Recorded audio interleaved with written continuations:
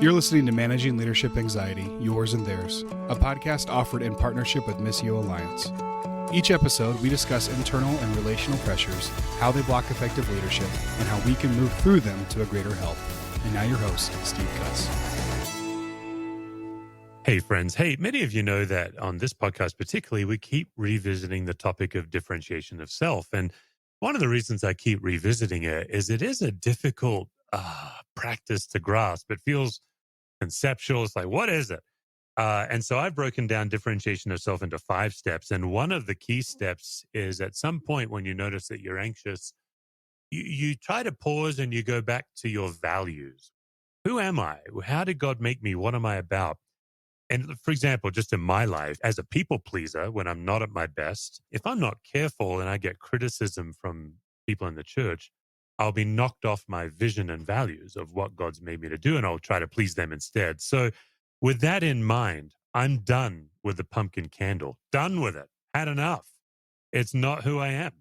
We have been kicking this around on the show now for, I think, 6 or 8 weeks. Listen, folks, it's not the fall. So why am I lighting a pumpkin candle in the spring? Also, I'm a dude. I can't do it. Now, hey, I've got Glenn Packiam on the show today. Glenn's patiently waiting right now as I rant. Glenn, you might love pumpkin. You and I are okay with each other, but it's not who I am. And so after that rant, just the pause, the water mint and eucalyptus candle. And in all seriousness, as much as we're having fun with this has been a big thing, Glenn, on the show, is whether I can keep lighting a pumpkin candle or not. But just in all seriousness, as we kind of settle into this, I'm just lighting this candle on this Audible podcast, recognizing that many people are listening right now on a treadmill or in the car, or you're out with your dog. But just the simple recognition that God is as close to us as the flame of this candle. And many of my listeners know I'm in an Ignatian prayer group right now. I'm in Ignatian spiritual direction. Howard Baker has been such a gift to me in this season. And so they gave me this candle. Actually, this is my 4th candle, Glenn. I burned through 2 candles in January. That's how anxious I was. It's my 4th candle just to remember God's with us. So, okay, that's done. Let me introduce a person that actually on this show and actually in any show doesn't need introduction. You just say the name Glenn Packiam. People know who you are, Glenn. Obviously, you've written many books. You've written many worship songs. But your latest book is the book for pastors post-COVID, The Resilient Pastor. Not only because, Glenn, you bring all of your academic study, your artistic bent, your charismatic tradition, your Anglican love, you bring all of that, but you also bring Barna. You bring proper research to this book. And here we have this book, The Resilient Pastor. I had the privilege of getting an early copy. Glenn is also now the host of, wait for it, folks, the Resilient Pastor podcast, a relatively new podcast. Yes. That's really, I know a lot of you guys are saying the thing I don't need in my life is one more podcast. In fact, particularly those of you in ministry, you really do, because Glenn is bringing guests on the show, but also as I've been listening to this show, he's so quick with the research on here's what the statistics are saying, here's what pastors are facing. So, Glenn, with that elongated introduction that factored in a rant, welcome back to Managing Leadership Anxiety. Steve, I love it. I could listen to you talk all day. In fact, I was just listening to you talk this morning while I was on the elliptical machine myself. So I'm a big fan of your work. I've been so grateful for your work. You came and did a training with the Pastors Roundtable that we had a few months ago. Yeah, you're amazing. And I have to add to this, I also am not a pumpkin guy. I don't like, pumpkin pie. I can make exceptions, but I don't like pumpkin in my coffee. I don't want to smell pumpkin. So I applaud your decision. I appreciate. I've been doing my own work on people pleasing. I didn't need your approval, but No, I you will take don't. it. It helps. And here's what's weird, Glenn, is like I can't do pumpkin in my coffee. I feel it's anathema. How do you say that word, Glenn? Anathema.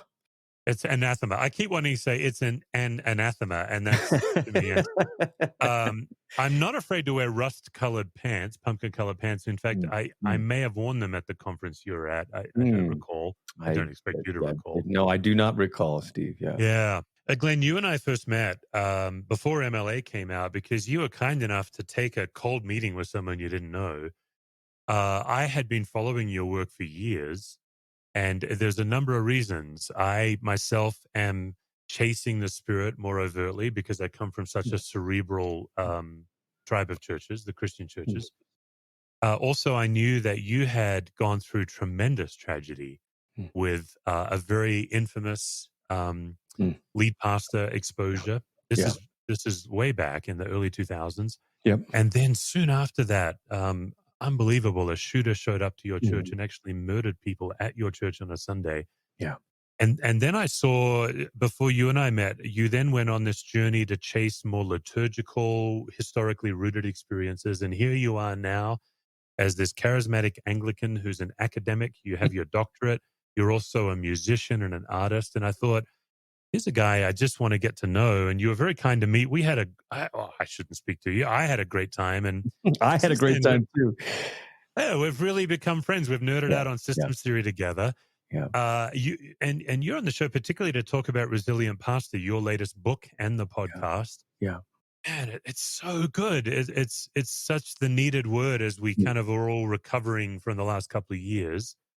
Let's just start by what got you to write this book. Well, thank you, Steve. That's very kind. And the feeling is certainly mutual. So about 2 years ago, David Kinnaman, the president of Barna, he was coming through town. He said, "Hey, let's grab coffee." And I know him and know his family. And so I thought maybe this is a personal catch up. And so we're chatting through stuff. And then he says, "Hey, what would you think about partnering with Barna to write a book for pastors on the challenges of a changing world?" Now, Steve, this is pre-pandemic, Right. so I feel like the Lord maybe tricked me into saying yes here because I had, so this is early 2020, pre-pandemic. But I had finished my doctoral work 2 years prior, and the model of research that I had learned at Durham in the UK was situational analysis paired with theological reflection. And I thought, boy, this is an opportunity to kind of practice this now, this sort of same approach, not necessarily in an academic way, but in a way that could actually sort of have a wider reach potentially. So I was thrilled. I obviously have great respect for Barna and the team. And I said yes, and began to sketch out 8 challenges, 4 facing the pastor as an individual, 4 facing the church as a whole. And we began to talk through that. And then boom, the pandemic, happened. And we thought, my goodness, what's going on? But we had time. And so in late 2020, we began to design these survey questions that went out to hundreds of pastors, late 2020, and actually some of it went out early 2021. And not only that, but we were also able to kind of get some of these questions to the general population, which was really important to say, what are some of the shifting attitudes toward pastors, towards churches? What do people think a church's role in the community was? And as you recall, Steve, there were these huge raging debates, particularly in the West, in the UK and in the US and Canada, about are churches, quote unquote, essential or not, right? So all of that chance to ask that question of people was so good. And then I did my own focus groups. I just kind of, unscientifically here tweeted out invitations to people, people to sign up. And I had about 25 pastors from the US, Canada, and the UK. And we broke them up in 3 small focus groups where I spent 90 minutes talking through these 8 challenges with them, reflecting on, hey, here's what the wider data is saying, but what are your stories? What's your experience? So all of that, put that all in the bucket of insight. That's kind of the insight into our situation. But then on the other side of the book was, how do I pair that now with wisdom? We don't just need insight, we need wisdom. And the wisdom, I was trying to not only obviously draw from the scriptures, but also from church history. It kind of, I kind of squirmed every time people said, this is unprecedented, we've never been here before, and all of that. And of course, yeah, in our lifetimes, that's probably certainly true, and in recent memory even. But there's another sense in which actually the church has been through some very dark moments before, and we just need a longer view of the story of the church. So I tried to look back in the 300s, maybe the 1500s, the 500s. Where are some moments where we can say, hey, actually, here is wisdom from those who have gone before that we can now pair with this insight into our current moment? Yeah. Okay, so these 8 challenges, 4 for the pastor, 4 for the church. Let's just knock out the 4 for the pastor real quick. What are those 4? The first was the challenge of vocation, which is what are we actually called to do? And I mean, the bite size, the sort of sound bite on that is pastors are shaken in their vocational confidence. We know the stat that a rising percentage want to quit. It's getting close to 40% now, but they're less confident in their calling now than when they first began in ministry, and that's a decline than when we asked that same question 5 years prior. The second challenge is the challenge of spirituality. Like, how are we getting our own souls renewed in a deep life with God? I mean, I even though we were laughing about the candle, I really admire and respect, Steve, that you, as a leader of leaders, as a pastor of pastors, you are tending to your own soul and your own awareness of an abiding with Christ. And then thirdly, the challenge of relationships. When you came on my show, on my podcast, The Resilient Pastor, that's what we talked about, is the loneliness epidemic among pastors and why relationships are such a conundrum for pastors. And then the fourth challenge is the challenge of credibility. When people ask me what surprised you about the data, I often point to this one because, okay, for only 4% of non-Christian U.S. adults say that a pastor is absolutely a trustworthy source of wisdom. That's low, but maybe it's not entirely surprising. But for Christian U.S. adults, for Christians, when you combine yes, absolutely with yes, somewhat, that stat only rises to about 71%, which means, Steve, for pastors, church leaders, there's about a third of our people on any given weekend who are kind of listening to us and saying, yeah, maybe. So that's the challenge of credibility right there. These new challenges, I'm listening to these 4 challenges, and I'd like to get your take. How new are these versus how much did the pandemic either expose or multiply the depth of them? Yeah, such an important question. I think, again, in some ways, some of the questions we had tracking data. So the beauty of partnering with Barna is they've been doing this stuff for decades. And so Right. some of the questions we were able to track from 2016 type surveys. And that shakiness in vocational confidence, that's a definite dip. More pastors are less confident than they were 5 years ago, and fewer pastors are more confident. So that's definitely a shift, and probably pandemic related. I think the challenge of renewing our own souls and the challenge of relationships, my gut is, and even in the stories in my own experience, is that's an evergreen one. That's one that, man, it was probably true for Peter, and Paul, and so I think that's an evergreen one. But the one of credibility is the other one that I think was definitely, you said, accelerated or revealed by the pandemic. And I think, yeah, probably a bit of both.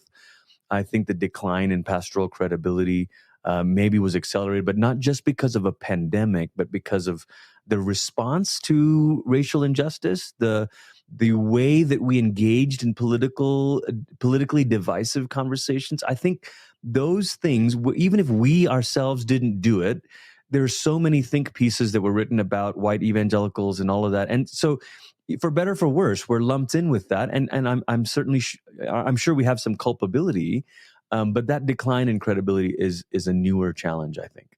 Yeah, let's tackle credibility for a few minutes, Glenn, because one of the gifts that I think you bring to us is, unfortunately, you are a veteran in the field of a world-famous leader being exposed, being incredible or uncredible.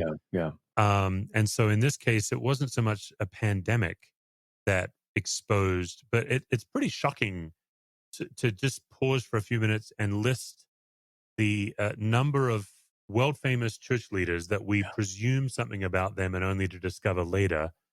Anyone from someone like a Ravi Zacharias, but even like a Jean Vanier, yes, like a highly revered person. So it's not just these like large and in charge people, but it's also these kind of people who actually intentionally went smaller with their work, discovering this secret life that's unconscionable, oftentimes abuse.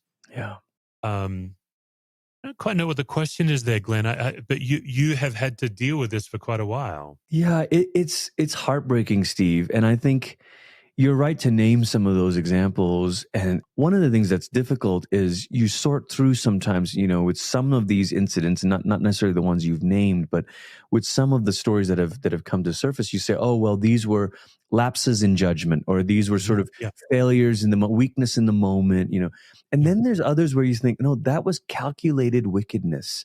Yeah, that's right. Man, that's obviously more shaking, when you see sort of a calculated wickedness. And what we lived through in late 2006 was I don't want to put it in one of those categories. I just think it was devastating. I think it was unexpected. It always feels like a betrayal because you put trust in an individual that you think is trustworthy. And oftentimes people feel like they're saying, okay, this time it'll be different, or this person will be different. And because, blah, blah, blah. And in some ways, as a pastor myself, I don't want people to give in all the way to cynicism and jadedness and say, and to stop believing that it could be different. On the other hand, I do believe there's only one good shepherd. There's only one shepherd who will never fail us. This is why in Ezekiel 34, God says, I'm against the shepherds of Israel. They've exploited the people. They've gotten fat off their own wool and meat and all this stuff. And then he says, I will come and do the job myself. So the great answer to bad shepherds is not, let's just try again. The great answer to bad shepherds is to recognize that there's really only one good shepherd, and it's Jesus himself. And the best of us as leaders are the ones who are under shepherds, who point to Jesus. And when I say point to him, I don't just mean in word. I mean point to him in the way that we steward power. To say that as specifically and practically as I can, in the chapter on credibility, I propose that the loss of credibility is primarily due to the mishandling of power, the misuse of authority. And I reflect on the Saul story in the Old Testament, where Samuel warns them. They said, you sure you want a king? Because this is what kings do. They take. 1 Samuel 8, right. He says that verb, take, over and over again. So the first temptation of people in power is to take. Then Saul goes on and he oversteps his bounds and he offers a sacrifice when he's not supposed to. I think the second temptation of power is to overstep your bounds. And so I alluded to, pastors in political stuff. This doesn't mean we don't speak to social issues, but when we speak to them as if we are so confident and with absolute certainty, this is all bad and this is all right, or your work on anxiety, when pastors say, well, all you need is to pray more or just to believe more, or memorize a few scriptures. We've overstepped our bounds here. We're not trained as therapists. We're not, so that's that second temptation. And then real quickly here, the third one is when Saul makes a brash and hasty vow. And he says, anybody who eats will be killed. And turns out his son had eaten, the honey. And they're like, Saul, super awkward here, but your boy, broke this.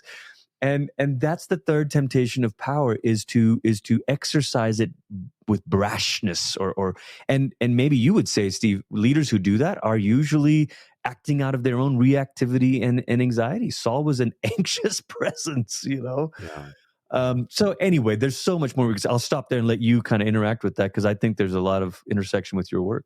Oh man, it's haunting. I think, Glenn, like Ichabod. Yeah. We're digging around Ichabod. The glory of the Lord has departed, and I do think for most of us, it's one of our number one fears that the hand of the Lord leaves and we didn't know it. Or like Saul, also, like he knew it and then he just scrambled to try to make up for it in some way. The witch at Endor and yes, all of that. I love the way you've put it through the lens of power, because it feels like with a lot of these leaders, it's the double blow of, okay, you had this secret life, but to your point, there's a lapse in judgment. I have tremendous empathy for those people. Think of all the lapses in judgment that I've had, sure, as I mature. But then there's the willful, intentional doubling down against the victims. There's the deception, using, like you said, money and lawyers to threaten, and you realizing this is now protecting the organization against the very people we're called to care for. I think my heart, Glenn, goes out for the majority. Yeah. I believe it's the majority who are faithfully serving. Yes. But even then, on obviously a lot of this is done online, media and social media. What's your take on, what do they call it, the whatabouters? Like when you say, yeah, but what about all the good people? Yeah, the whataboutism, yeah. That's considered demeaning to victims. What's your take on that? That's a tough line. It is a tough line, because we have to allow people to have a voice. We have to allow people who have been hurt by the church to have a voice.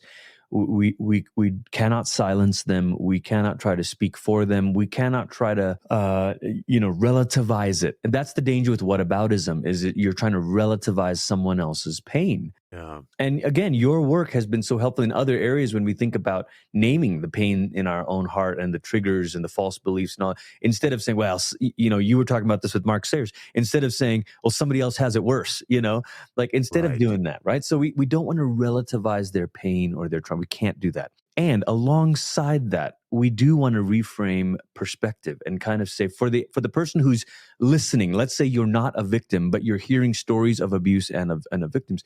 For that person, maybe you have the luxury because you're not living with the pain of this. The responsibility, maybe not the luxury, the responsibility is to zoom out a bit and gather perspective and to say, okay, what are the other stories I don't know? And there's neuroscience research on how we tend to remember the bad stuff but forget the good stuff, right? The Teflon brain versus the Velcro brain, so the bad stuff Yeah. sticks.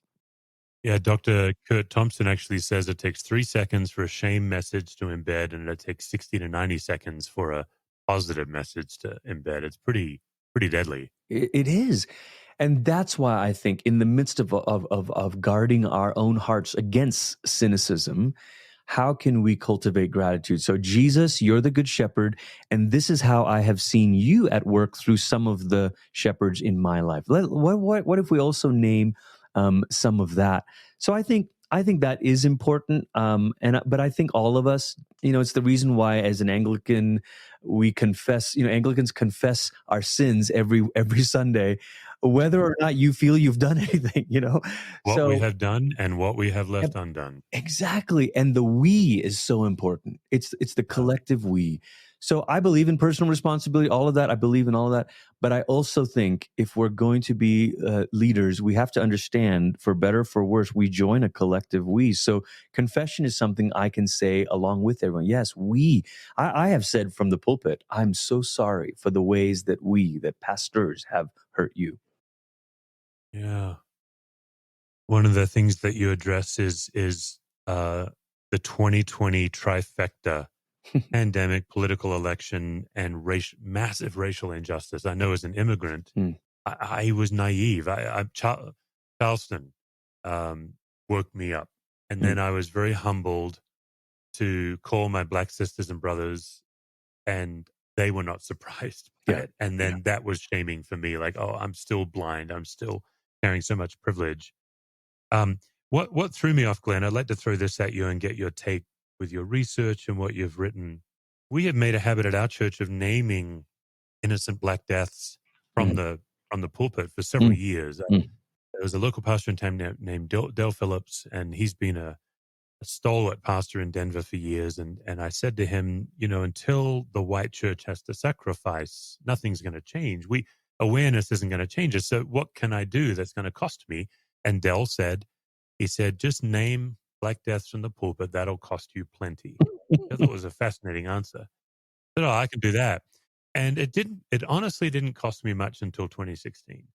And then 2020, it really cost me. Lots of people left.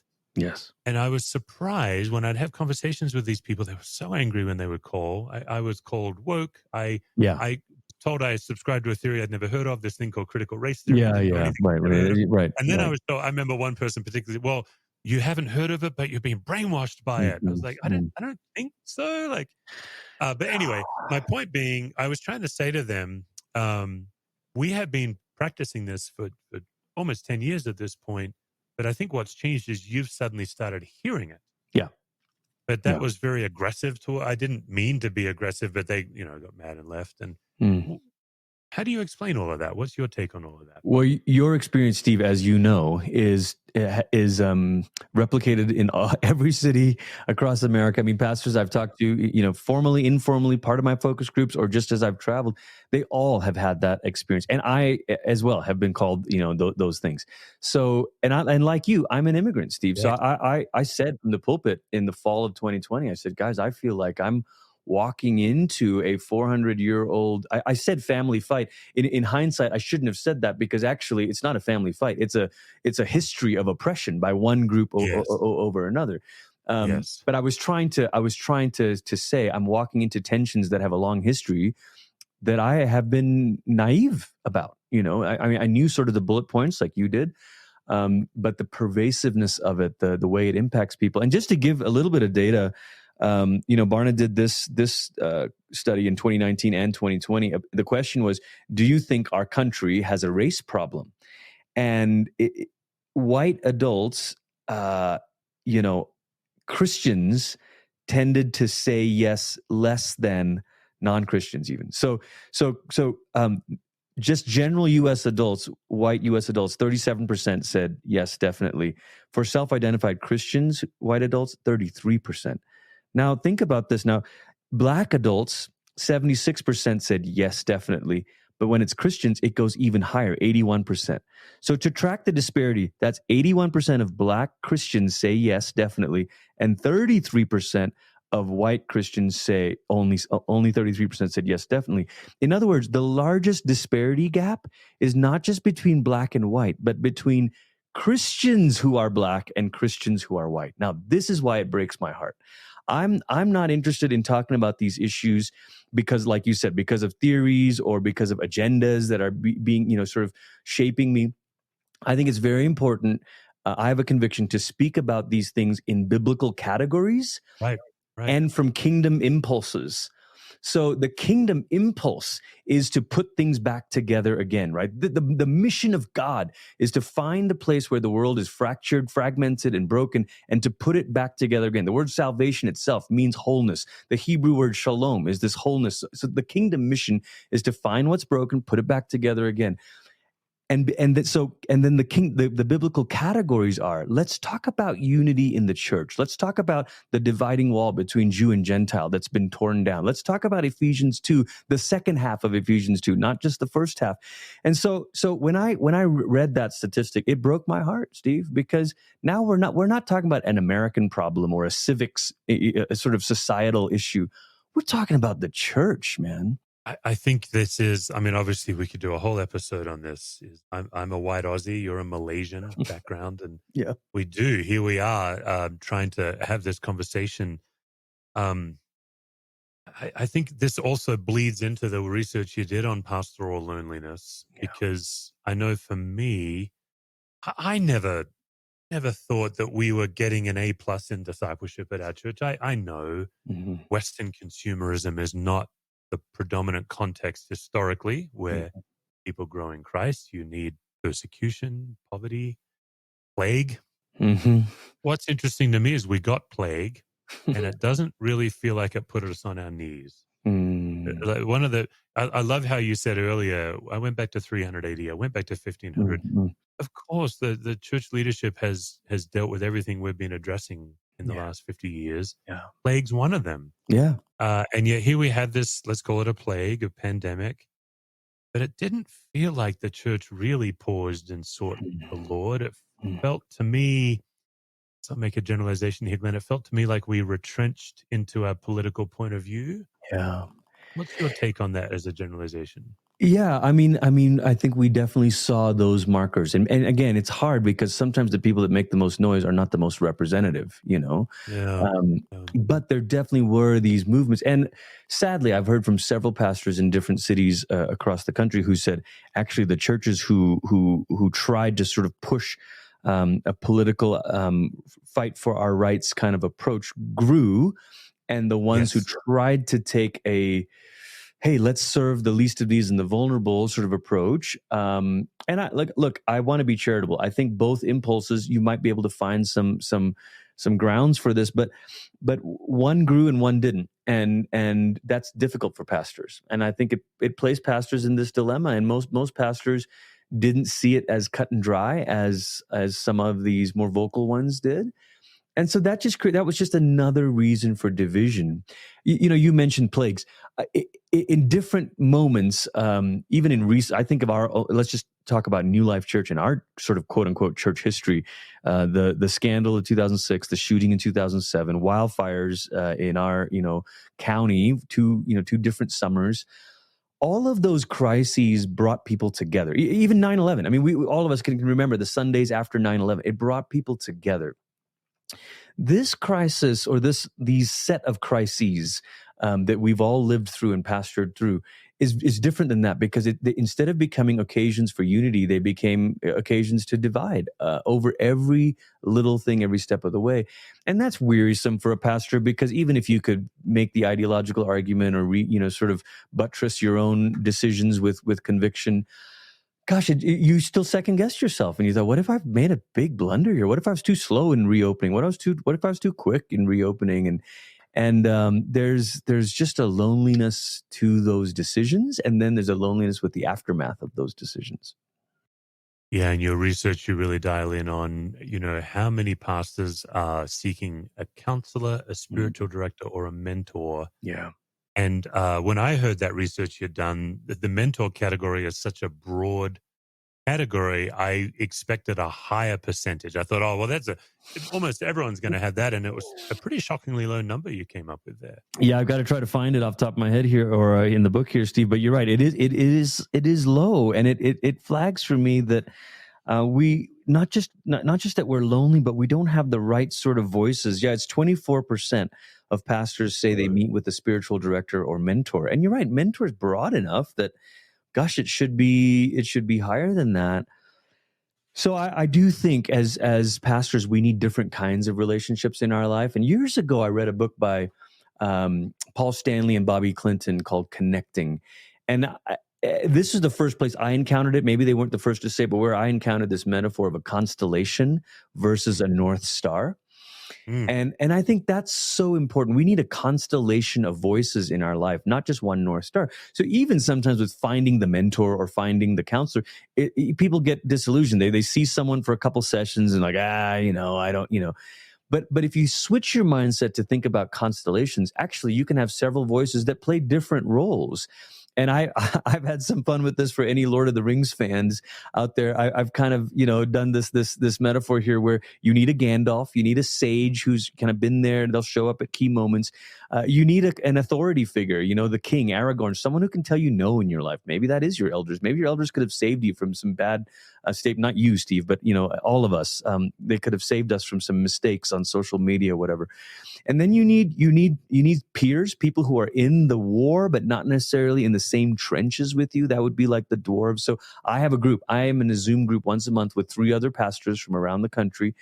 And it's been an incredibly safe space for years now to talk about the challenges we're facing.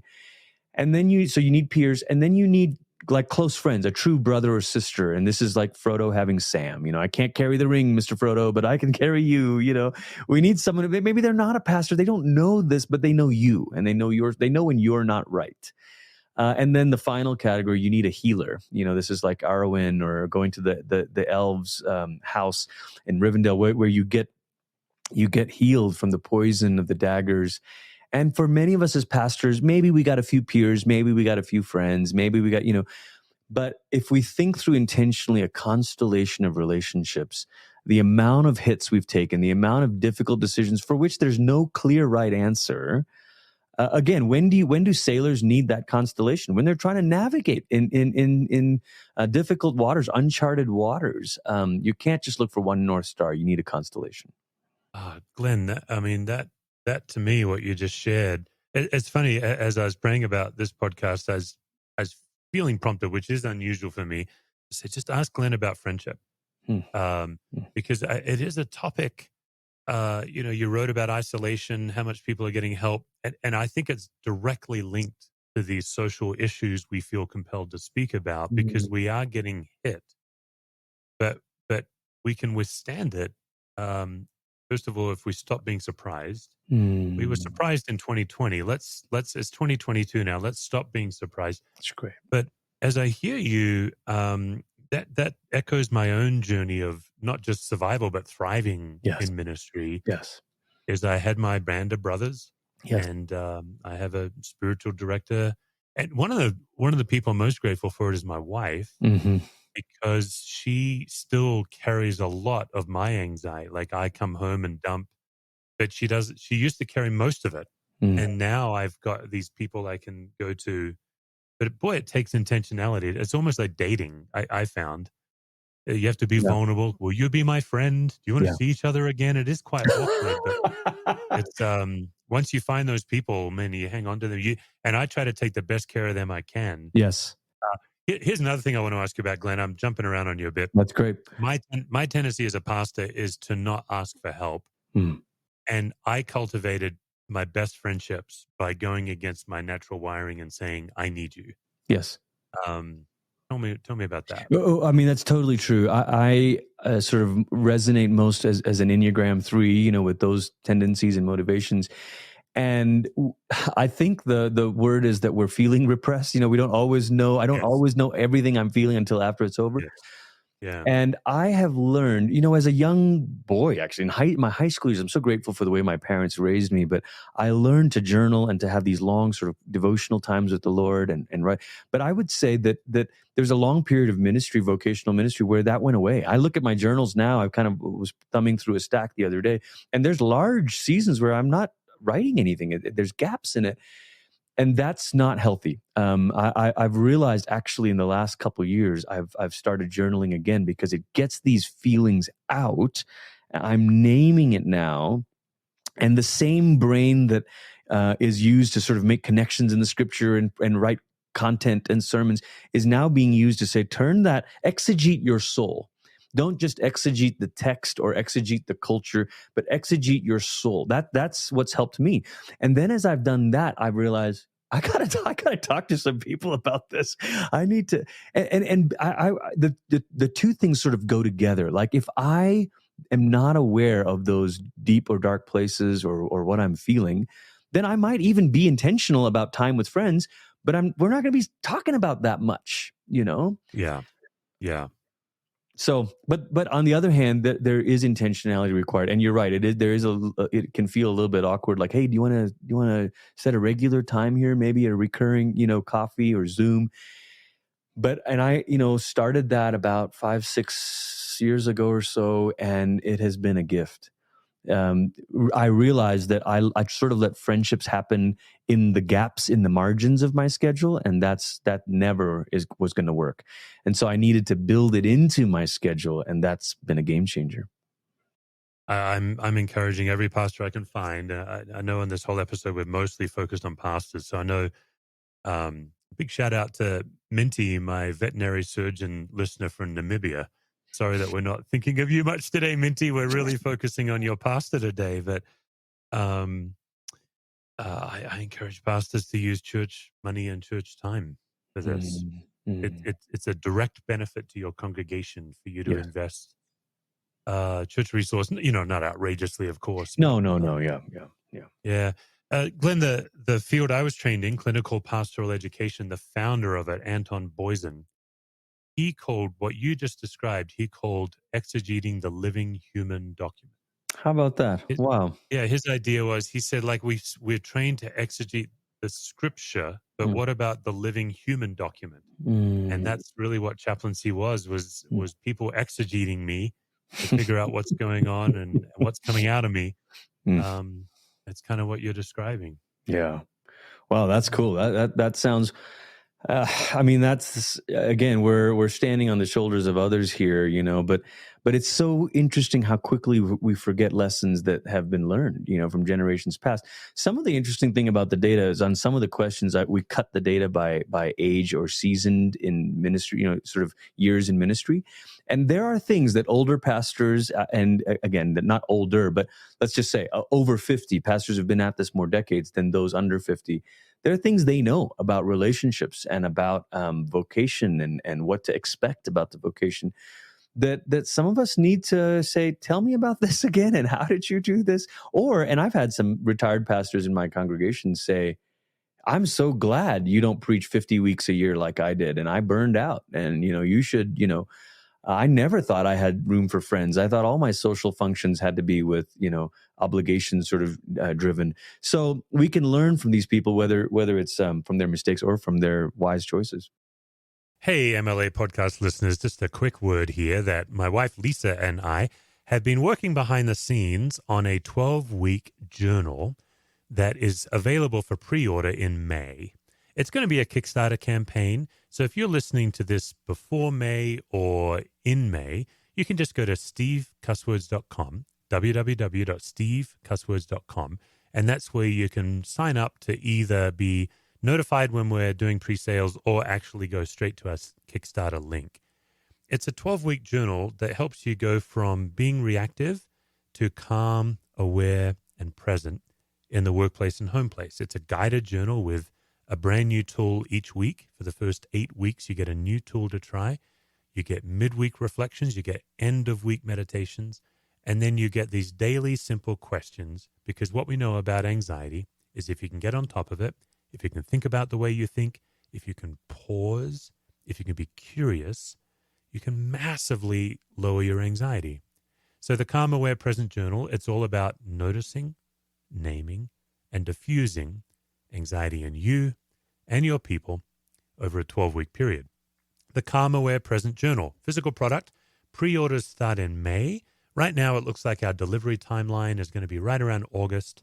After Kickstarter, it's going to be on Amazon, it's going to be on the Cusswords website, and it's going to be on the Capable Life membership website. But for now, just go to stevecusswords.com, get your name on the list, and we'll email you as soon as it's ready for order.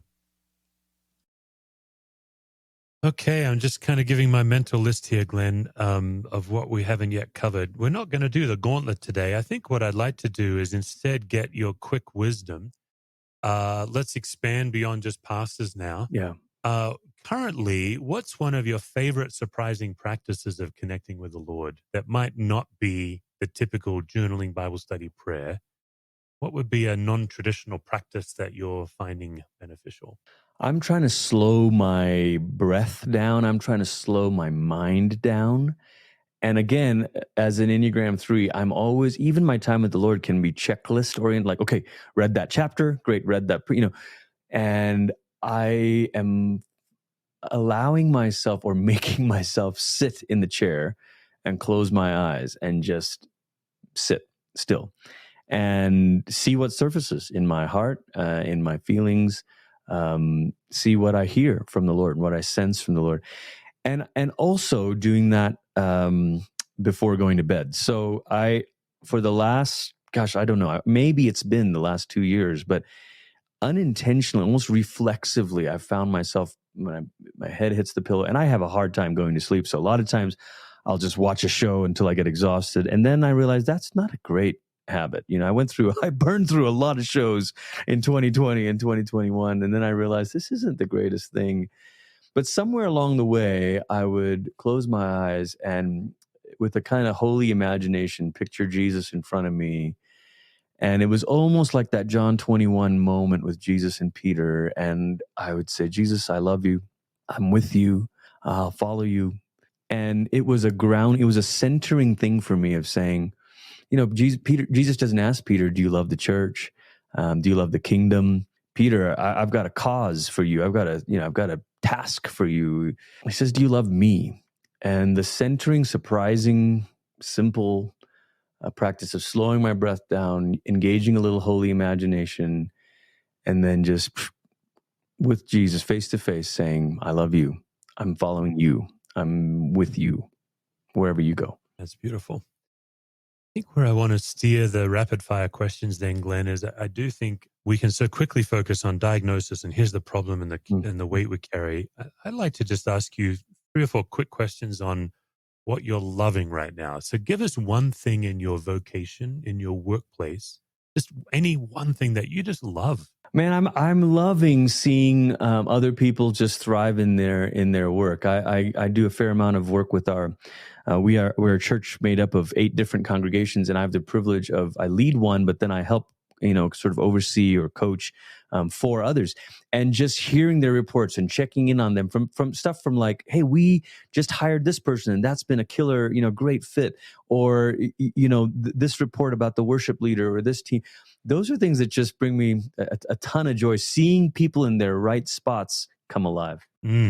What about in the home place? What's something you're just enjoying in your home life? Our kids, man, we play speed Scrabble, and we always leave the Scrabble pieces out on the dining table. So we're done eating, we're talking, and then someone will say, let's play a quick game of speed Scrabble. So just everybody together, getting their brains on this stuff. That's been super fun. I love the late night chats with our teenage girls right now.